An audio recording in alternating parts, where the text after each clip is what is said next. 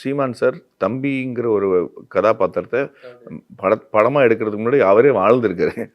Okay. அதனால அவர் கண்ணில் அந்த அந்த ஆதங்கம், அந்த கோபம், அந்த ஆத்திரம், அந்த போராட்டம் எல்லாமே எனக்கு தெரிஞ்சுது. So it become very easy for me to to it. யாரை இப்போ டக்குன்னு மாதவன் வாய்ஸ் பேசுங்கன்னா எல்லாருமே சுமார் எல்லாருமே இதையே சொல்லுவாங்க.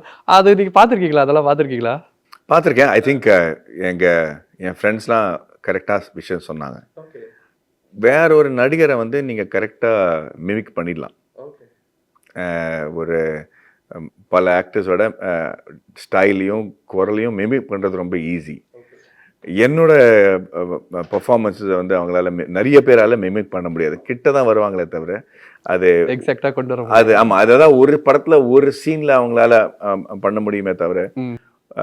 நான் கமல் சார்லாம் நிறையா வாட்டி பார்த்துருக்கேன். எல்லாரும் அப்படியே குரலை டக்குன்னு பண்ணிடுவாங்க.